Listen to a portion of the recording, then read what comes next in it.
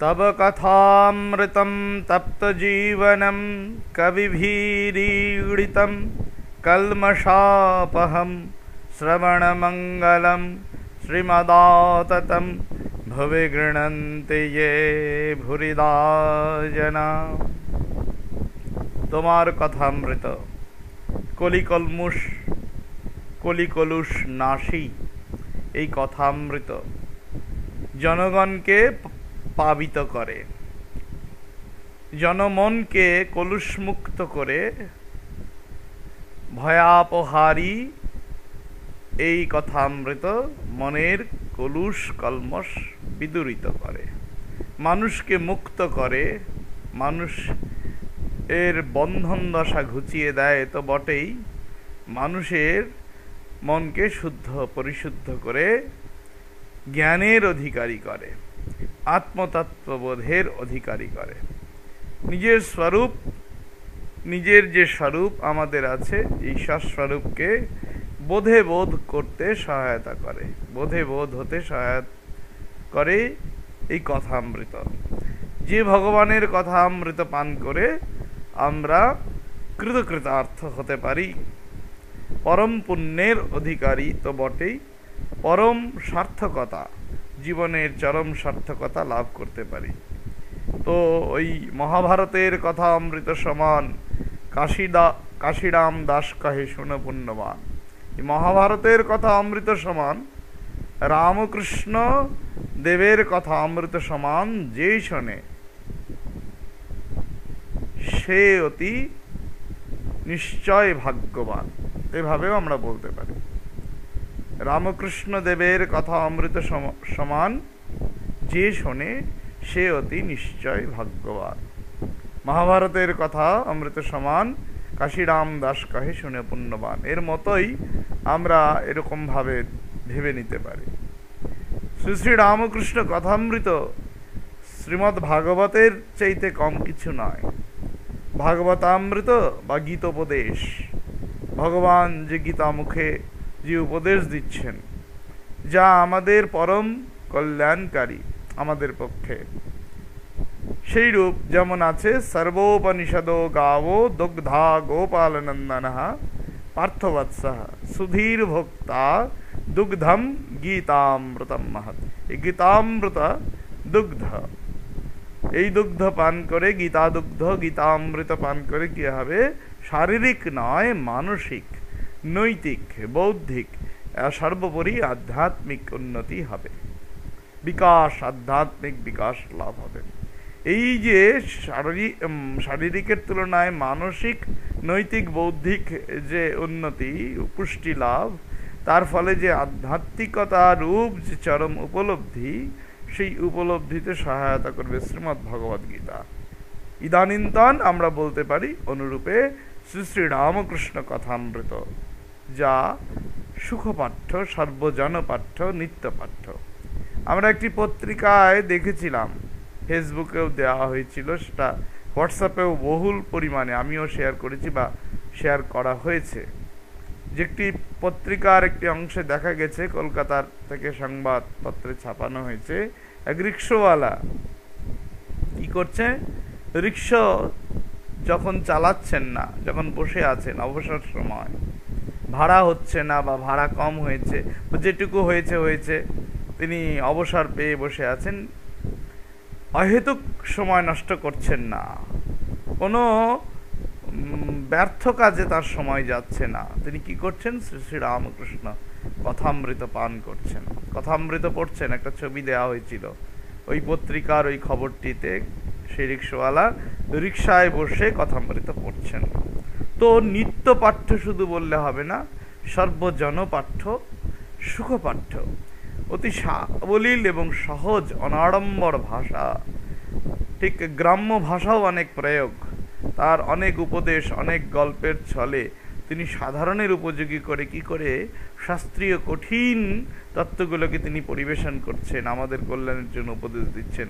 তার বড় প্রমাণ এই ঘটনাটি, যে একজন রিক্সাওয়ালাও কিন্তু একজন হতদরিদ্র মানুষ, যিনি রুজি রোজগারের নিয়ে চিন্তা নিয়ে ব্যস্ত, যার দারিদ্র নিত্য সাথী, কোনো রকমে তার হয়তো সংসার চলে, কিন্তু এসবের মধ্যেও তিনি কিন্তু কথামৃত পাঠ করতে ভোলেননি।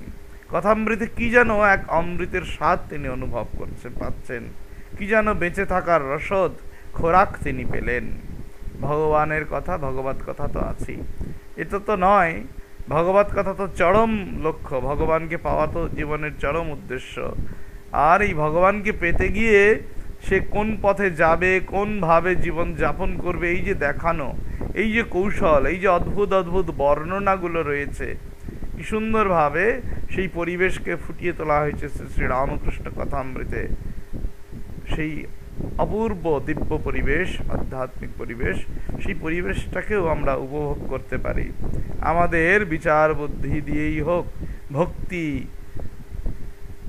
ভক্তি ভাবনা, ভক্তি ভাব দিয়েই হোক। সুতরাং আমরা এই প্রয়াস করব। এমন কোনো মতের পথের উপদেশ নেই যে রামকৃষ্ণ কথামৃত গ্রন্থে পাওয়া যাবে না। সমস্ত কিছুই এখানে রামকৃষ্ণ কথামৃত পড়লে যে কোনো মতে পথে, যে কোনো ধর্ম মতেই চলি না কেন, যে ধর্মের যে কোনো আদর্শের লোকই হই না কেন, আমরা সেখান থেকে খোরাক পাব, সেখান থেকে চলার দিশা পাব। পথ চলার দিশা, হদিশ, পথ চলার যেন একটা ঠিক দিক নির্দেশ করার মতো সেই যন্ত্র, কম্পাস যন্ত্রের মতোই এই কথামৃতকে আমরা মনে করতে পারি। শ্রী শ্রী রামকৃষ্ণ কথামৃত অনুসারে যে সাপ্তাহিক প্রিমিয়ার চলে, সে তো চলে, আমরা কোনো কোনো সপ্তাহে বাদ রাখছি অনিবার্য কারণে বলে দেওয়া হচ্ছে, কারণ কিছু কিছু অসুবিধা, সে কারণে সপ্তাহে একদিন করেই হয়, আপনারা উপভোগ করে থাকেন। শুক্রবার বিকেল 4টে থেকে সম্প্রচারিত হয় এই কোষ্ঠীপাথর প্রাণারাম চ্যানেল থেকে।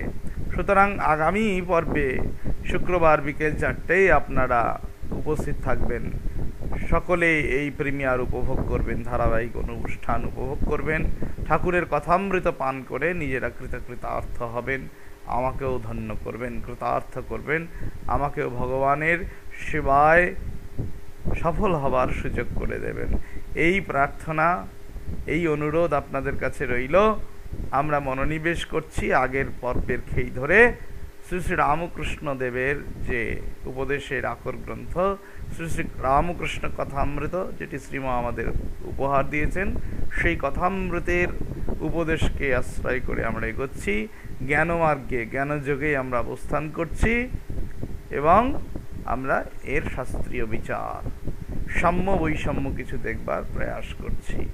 এর দ্বারা আমাদের অহংকার বৃদ্ধি না হয়ে আমাদের জ্ঞান ভক্তি বৃদ্ধি হোক, আমাদের ইষ্টনিষ্ঠা বাড়ুক, আমরা ভগবত পদে সুমতি সুবুদ্ধি লাভ করি, ভগবত পদে দৃঢ় ভক্তি, দৃঢ় নিষ্ঠা, অহৈতুকী ভক্তি লাভ করি, এই প্রার্থনা ভগবত চরণে। আমরা দেখি আগের পর্বে কি হয়েছিল, বেশ 2 সপ্তাহ তো কম করে বাদই গেছে, আমরা একটু ঝালিয়ে নিই, তারপরে আমরা নতুন বিষয়ে মনোনিবেশ করব।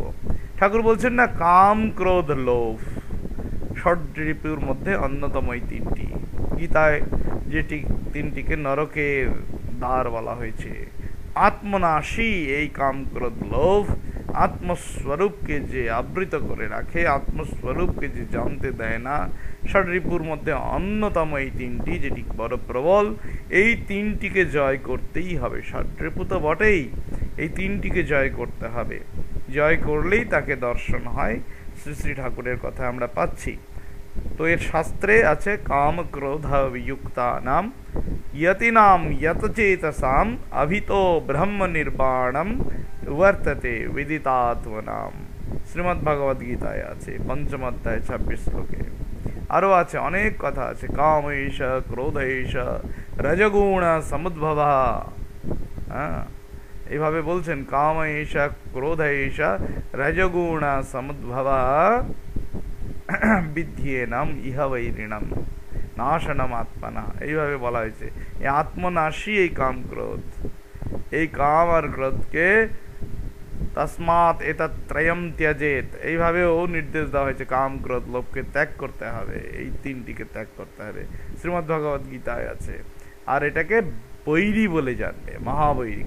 বিদ্ধি এনাম ইহ বৈরিণম, এ জগতে এই কাম ক্রোধের মতো বৈরী শত্রু আর কিছু নেই।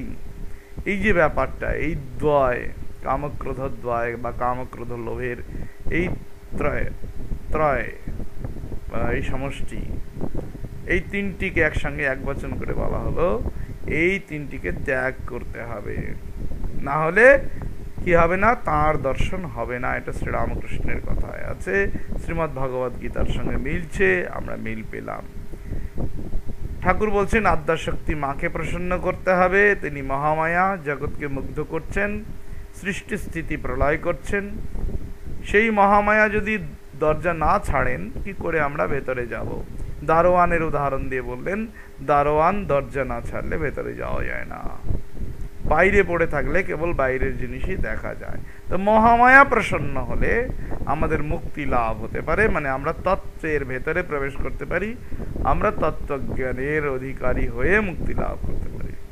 যার ইঙ্গিত এবং সুস্পষ্ট আভাস, সুস্পষ্ট ভাবনা উল্লিখিত হয়েছে দেবী মাহাত্ম্য পুস্তকের শ্রী শ্রী চণ্ডীতে। তয়া বিসৃজ্যতে বিশ্বম জগদেতচ্চরাচরম সৈষা প্রসন্না वरदा नृणां भवति मुक्तये सा विद्या परमा मुक्तेर हेतुभूता सनातनी संसारबद्ध हेतुश्च सैव सर्वेश्वरेश्वरी।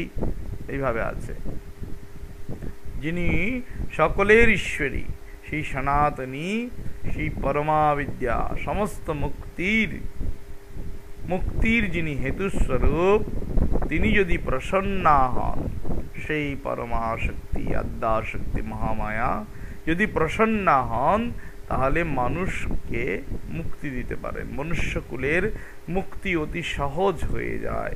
মুক্তি ব্যাপারটা খুব কঠিন কিছু থাকে না, মুক্তি পাওয়াটা খুব কঠিন হয় না। অর্থাৎ দারোয়ান যদি পথ ছেড়ে দেন, এই উদাহরণ দিয়ে বলছেন মহামায়া যদি পথ ছেড়ে দেন, তাহলে মহামায়ার যে অধীশ্বর, যিনি যার মায়া, তিনি সেই ব্রহ্মতত্ত্ব তাকে বোধ করতে পারা যাবে, সেই তত্ত্বকে উপলব্ধি করতে পারা যাবে। তখন মুক্তি আর দূরে নয়, মুক্তি নিকটে। মুক্তি কোথায়? হেথা হেথা, অন্য কোথাও নয়।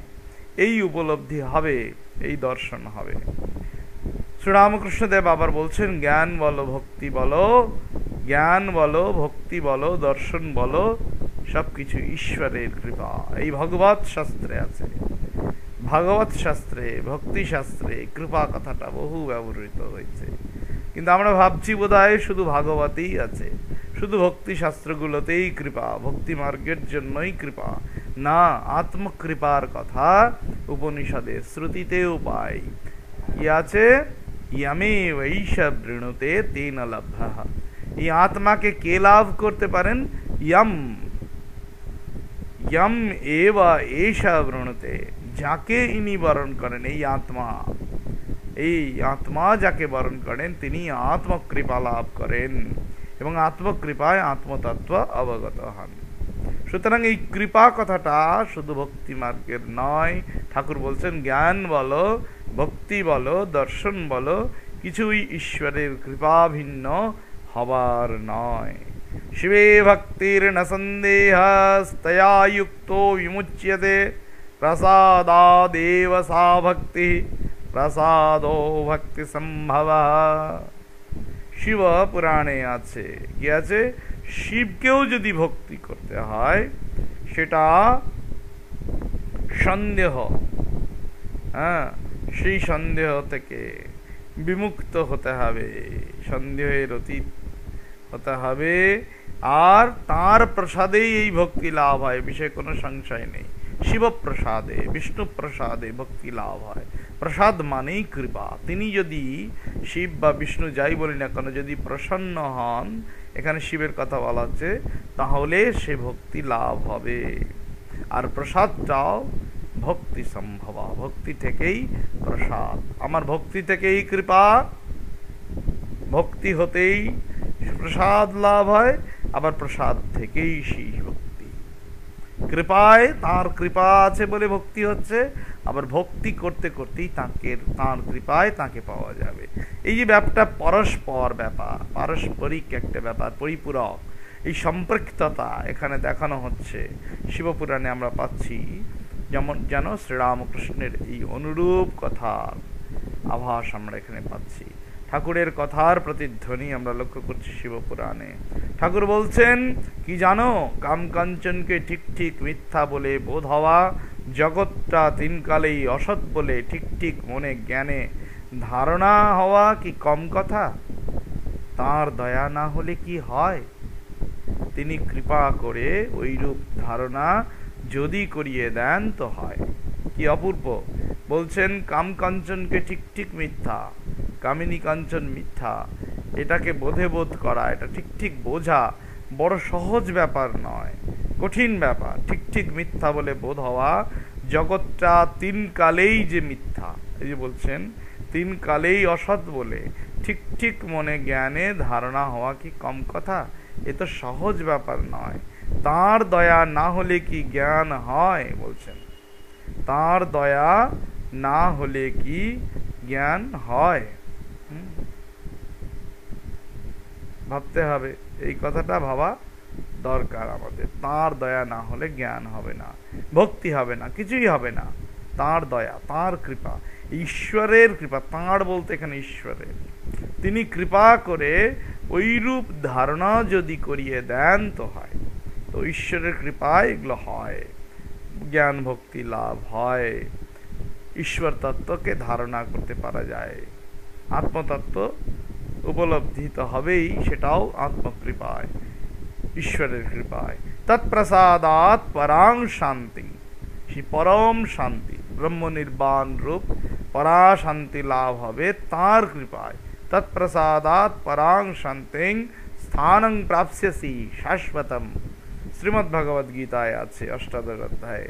কি বলছেন? তৎপ্রসাদাৎ পরাং শান্তিং স্থানম প্রাপ্স্যসি শাশ্বতম, শাশ্বত, এই শাশ্বত শান্তিময় পদকে, শান্তি পদকে তোমায় লাভ করতে হলে তাঁর প্রসাদ লাভ করতে হবে, তাঁর কৃপা। একেবারে একই কথা। ঠাকুরের বলার ভঙ্গিমা, ভাষাটা হয়তো কিছু আলাদা, কিছু লৌকিক উপমা, বাস্তব দৃষ্টান্ত দিয়ে সহজ সরলভাবে তিনি বলছেন। সেই রূপ সঙ্গে শাস্ত্রের অনেক ক্ষেত্রে আপাত বৈষম্য, আপাত বৈসাদৃশ্য আমরা অনেক ক্ষেত্রে লক্ষ্য করলেও দেখব যে ঠাকুরের কথা নিজস্ব ভঙ্গিমায় পরিবেশিত হলেও ঠাকুরের কথাগুলো শাস্ত্রীয়ই, শাস্ত্রই এর ভিত্তি। কোনো না কোনো শাস্ত্রে, শ্রীমদ্ ভগবদ গীতার মতো উপনিষদ যার আকর, উৎস গ্রন্থ বলা যেতে পারে, সেই উৎস গ্রন্থ উপনিষদের সার এই গীতা। গীতা কিন্তু গীতার আলোকে ঠাকুরের কথা সাম্যযুক্ত, তাৎপর্যযুক্ত, তাৎপর্যপূর্ণ। এই কথার কথা শুধু নয়, এই কথা অমৃতের কোনো তুলনা হয় না।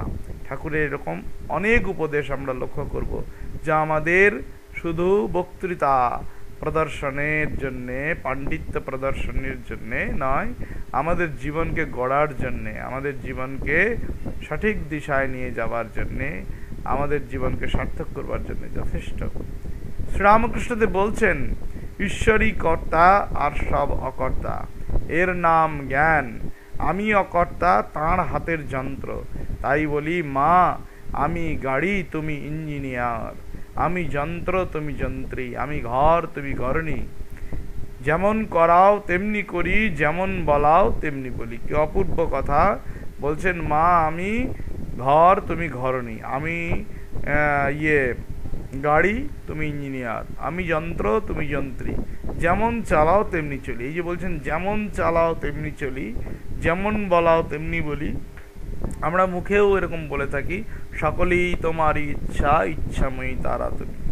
আছে, সাধক গাইছেন, সাধকের গান আমরা গাইতে ভালোবাসি, আমরাও গাই। কিন্তু আমাদের কয়জনের এরূপ উপলব্ধি হয়েছে, কয়জনের বোধে বোধ হয়েছে, এই পূর্ণ শরণাগতি কজনের এসেছে?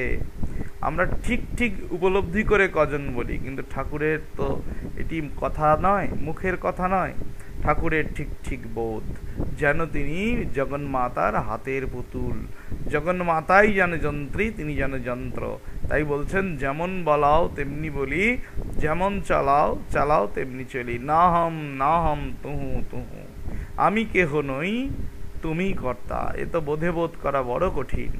ঠিক ঠিক উপলব্ধি হওয়া যে ঈশ্বরীর ইচ্ছা ছাড়া কিচ্ছু হচ্ছে না, ঈশ্বরই একমাত্র কর্তা, আমরা তার হাতের পুতুল মাত্র, আমরা হাতের ক্রীড়নক ভগবানের হাতের, এটা বোধে বোধ করা বড় কঠিন। তাই বলছেন, ঠাকুর বলছেন এরকমভাবে অভ্যাস করতে হবে। নাহং নাহম তুহু তুহু, আমি কেউ নই আমি কেউ নই, এই মন্ত্র যদি জপ করা যায় বিশ্বাস করে, তুমিই সব তুহু তুহু, আমি কেহ নই তুমি কর্তাই করতে করতে ঠিক ভগবানের কৃপা হবে। ভগবানের কৃপায় উপলব্ধি হবে যে ঈশ্বরই একমাত্র কর্তা, ঈশ্বরের ইচ্ছাতেই সব হচ্ছে। এই যে ঈশ্বর কর্তা, আমি কেউ নয় তুমি সব, এটি গীতাতে রয়েছে আভাসপূর্ণ, পরিপূর্ণ সঙ্গতি তাৎপর্য, সঙ্গতিপূর্ণভাবে পরিপূর্ণ তাৎপর্য গত উক্তি ঠাকুরের, এই উক্তিটির সাদৃশ্য তুলনা আমরা লক্ষ্য করছি শ্রীমদ্ ভগবদ গীতায়। তুলনীয় বাক্য কি রয়েছে? ঈশ্বরঃ সর্বভূতানাং হৃদ্দেশের্জুন তিষ্ঠতি ভ্রাময়ন সর্বভূতানি যন্ত্রারূঢ়ানি মায়য়া। ঈশ্বরঃ সর্বভূতানাং হৃদ্দেশে অর্জুন তিষ্ঠতি, এই হৃদয়ে, এই হৃদয় পুণ্ডরীকে তিনি বিরাজ করছেন।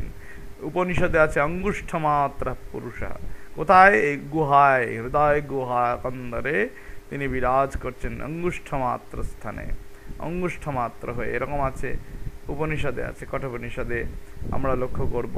তো সুতরাং এই কথাটিকেই আমরা অন্যভাবে দেখব। গীতাতে ভগবান এখানে আত্মা রূপে নয়, ভগবান রূপে নয়, এই শ্লোকটিতে বলা হলো ঈশ্বর শব্দ দিয়ে। যে ভগবান তিনি ঈশ্বর, তিনি ঈশ্বর কিভাবে আছেন? অর্জুনকে বলছেন, হে অর্জুন, সকলের হৃদয় দেশে, হৃদয় কন্দরে তিনি বিরাজ করছেন, আর সকলকে, সকল ভূতকে, সকল জীব জগৎকে তিনি পরিচালনা করছেন।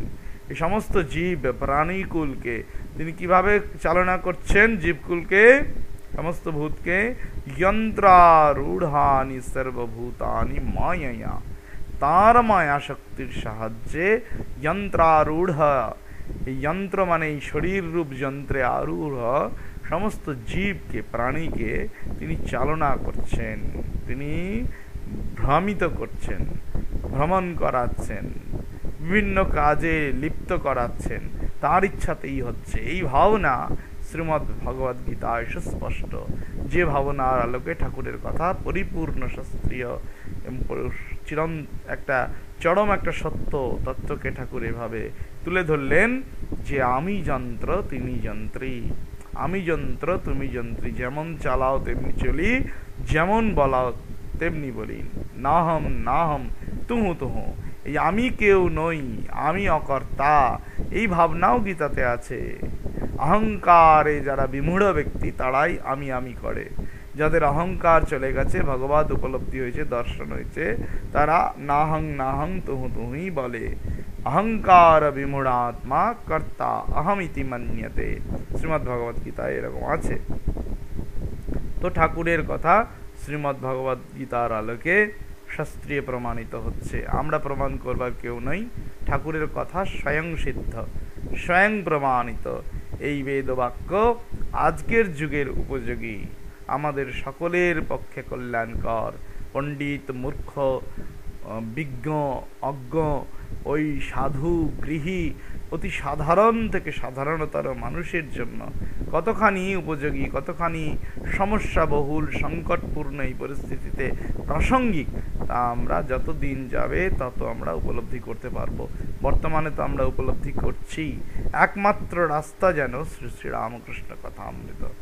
এই কথামৃত সেতু বেয়ে আমরা যদি এই মায়া নদীকে অতিক্রম করবার চেষ্টা করি, এই কথামৃত পান করে যদি আমরা এতটুকু অমর হবার, এতটুকু ভালো হবার চেষ্টা করি, ভগবানকে ডাকার কৌশল জেনে নিয়ে ভগবানকে ডাকার প্রয়াস করি, নিশ্চয়ই ভগবান আমাদের কৃপা করবেন। তার ডাকে এই ডাক বিফল হবে না, আমরা সাড়া পাবো যদি আমরা ঠিক ঠিক কথামৃতকে বুঝি, কথামৃত পান করি এবং কথামৃত অনুসারী নিজেদের জীবনকে গঠন করি, কথামৃত অনুসারে চলি, তাহলে নিশ্চয়ই ভগবানের কথা, আমাদের কথা ভগবানের কাছে পৌঁছাবে এবং ভগবানের আশীর্বাদ আমাদের উপর ঝরে পড়বে, কৃপা বর্ষিত হবে। এ বিষয়ে কোনো সংশয়ের জায়গা নেই, সন্দেহের অবকাশ নেই।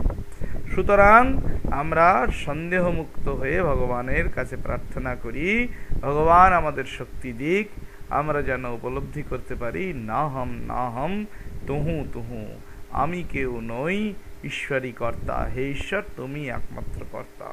ঈশ্বর সৎ আর অসৎ অসৎ, এইটি জানার নাম জ্ঞান। আর যিনি সৎ তার একটা নাম ব্রহ্ম, আর একটি নাম কাল, মহাকাল।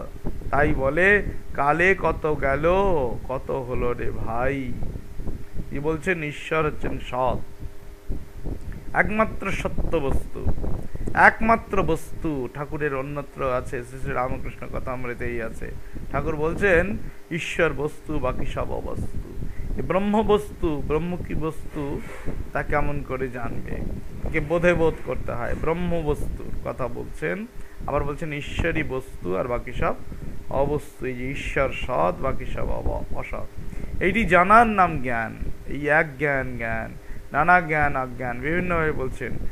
এক আছে, ঈশ্বরই আছে, অন্য কিছু নেই। এই যে ব্রহ্ম সত্য জগন মিথ্যা, এটা কিন্তু একমাত্র ঈশ্বর বা ব্রহ্মের অস্তিত্বকে স্বীকার করা হচ্ছে। সেই সগুণ ব্রহ্ম যাকে আমরা ঈশ্বর বলছি, আবার তিনি স্বরূপত নির্গুণ, যিনি এই কার্য ব্রহ্মরূপে প্রতিভাত, জগৎ চরাচর রূপে প্রকাশিত হচ্ছেন কার্য ব্রহ্মরূপে, তিনি কিন্তু স্বরূপত নির্গুণ, তিনিই সেই কারণ পরোক্ষ ব্রহ্ম। এই পূর্ণ আর ওই পূর্ণের মধ্যে বিশেষ তফাৎ নেই। ওই পূর্ণ থেকে এই পূর্ণের উদ্গম সৃষ্টি আমরা দেখছি, এতে আছে ঈশোপনিষদে। কিন্তু পূর্ণ থেকে পূর্ণ গ্রহণ করলে বা পূর্ণের সঙ্গে পূর্ণ যুক্ত হলে পূর্ণত্বের হানিও হয় না বা বৃদ্ধিও হয় না, পূর্ণরূপেই অবস্থান করে, এরকম আমরা পাচ্ছি। তো সুতরাং এই যে ঈশ্বরই আছেন, ঈশ্বরই সৎ বস্তু, আর সব অবস্তু আর সব অসৎ, এই কথাটি কিন্তু বিশেষ গুরুত্বপূর্ণ। এটা যেদিন বোধে বোধ হবে সেদিন জ্ঞান হবে। যিনি সৎ তার একটি নাম ব্রহ্ম, যিনি সৎ তিনি হলেন ব্রহ্ম। আর একটি নাম কি? কাল, মহাকাল। তিনি কাল রূপে সৃষ্টি স্থিতি লয়, এ লয়ের সঙ্গে সংহারের সঙ্গে যুক্ত মহাকাল রূপে। তাই বলছেন কালে কত গেল কত হলো রে ভাই। কি অপূর্ব বলছেন ঠাকুরের ভাবনা, যেটি আমরা যোগ বাসিষ্ঠে দেখছি। অমূর্ত ভগবান কালো ব্রহ্মৈব তমজং বিদুহু। এই অমূর্ত ভগবান, অমূর্ত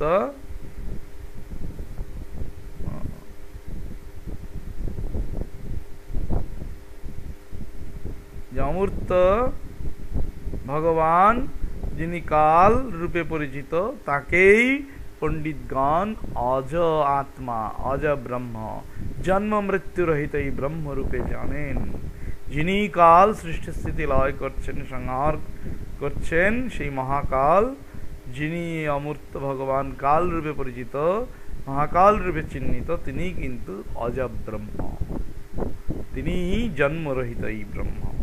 কি অপূর্ব ভাবনা! যে ভাবনা লোক আলোকিত করেছে শ্রী শ্রী রামকৃষ্ণ উপদেশের এই অংশটিকে। শ্রী শ্রী রামকৃষ্ণ উপদেশ আমাদের কাছে কতখানি তাৎপর্যপূর্ণ তা আমরা এই উপদেশের আলোকে লক্ষ্য করতে পারছি। শ্রী শ্রী রামকৃষ্ণদেব বলছেন তত্ত্বজ্ঞান মানে আত্মজ্ঞান। কি অপূর্ব বলছেন! তত্ত্বজ্ঞান আর কিছু নয়, তত্ত্বজ্ঞান হচ্ছে আত্মজ্ঞান। তৎ মানে পরমাত্মা, ত্বং মানে জীবাত্মা, তৎ ত্বম আসি। আমরা যদি সন্ধি বিচ্ছেদ করি, বেদান্ত সারে এই প্রতিপাদ্য বিষয়, বেদান্ত সারে রয়েছে এটিকে বোধে বোধ করতে হবে, যে জানতে হবে তত্ত্বমসি। এই যে ব্রহ্মবাক্য, জীব ব্রহ্মৈক্য, হ্যাঁ, এটি যে আমাদের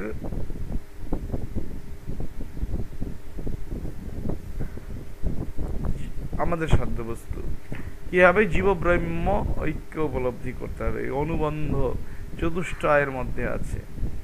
হ্যাঁ, এই অনুবন্ধ চতুষ্টয়ের কথা আছে বেদান্ত সারে, তার মধ্যে জীব ব্রহ্ম ঐক্য এই প্রতিপাদ্য, বেদান্ত প্রতিপাদ্য বস্তু ঐক্য সাধন করতে হবে, ঐক্য উপলব্ধি করতে হবে।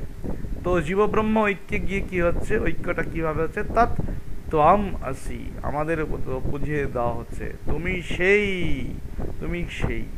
তৎ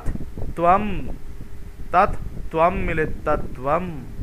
এই তত্ত্বম মানে কি, তত্ত্বম আসি, তুমি তত্ত্ব। কি তত্ত্ব?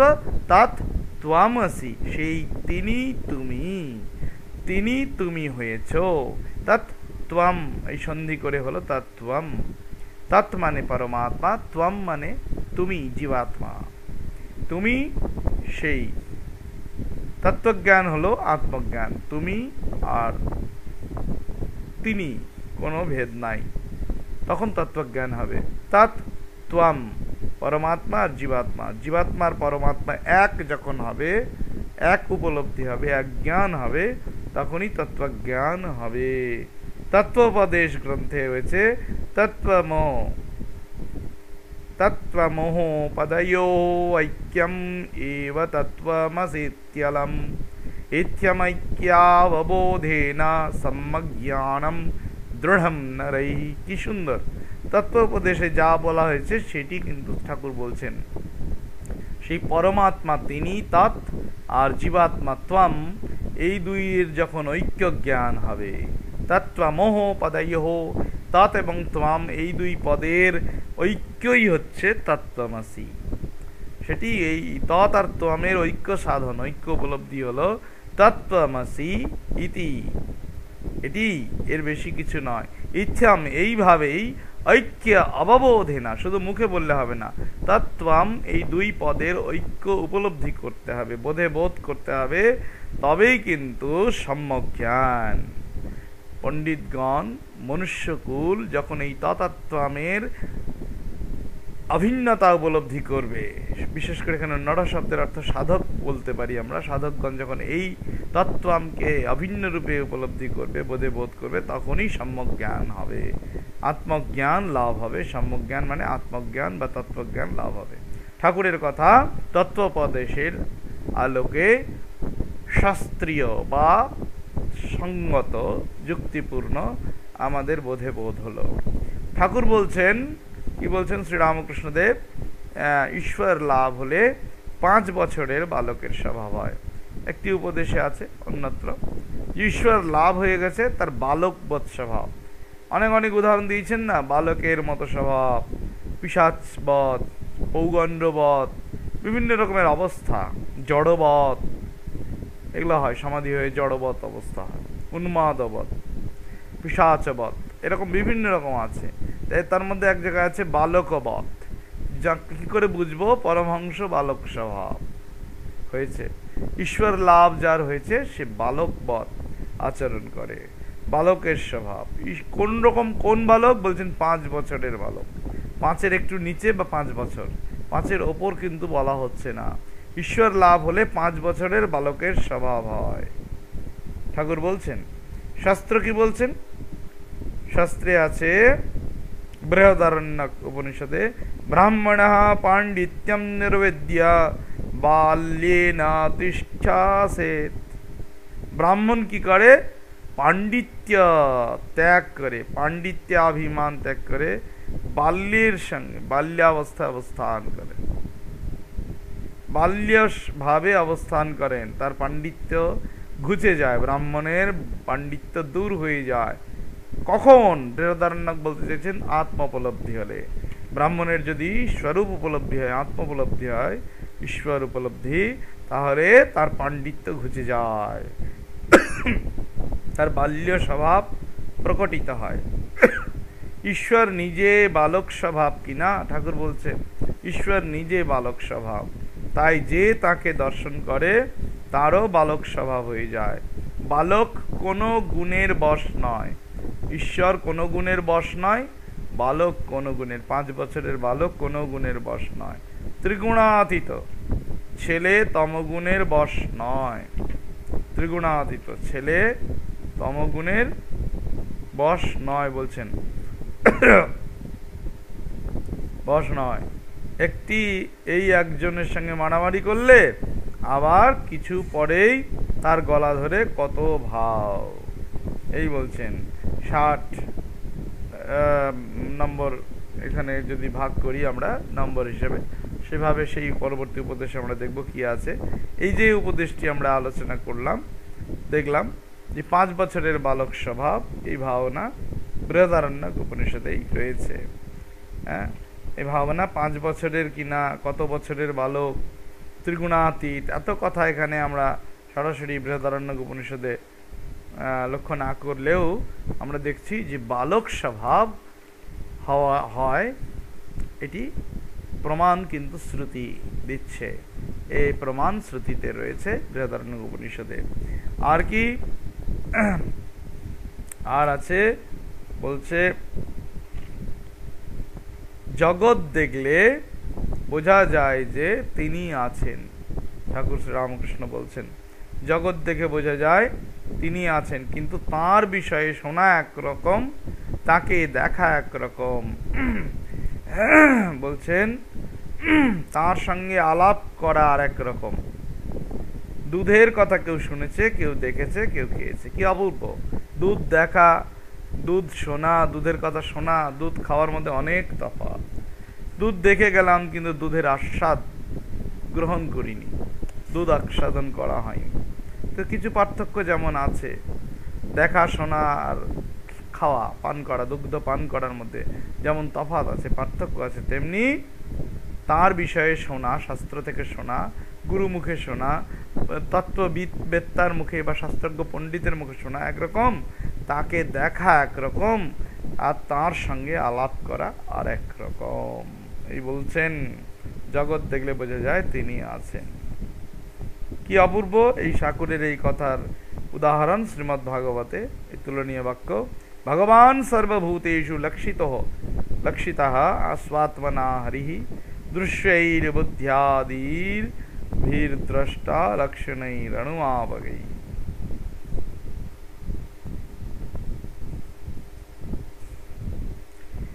এই হরি যে সর্বভূতে লক্ষিত হচ্ছেন, বিভিন্ন ভাবে উপলব্ধি করছে, কেউ দেখে দর্শন করে, কেউ বুদ্ধ্যাদি দ্বারা বিচার করে, বুদ্ধি প্রবৃত্তির দ্বারা দ্রষ্টা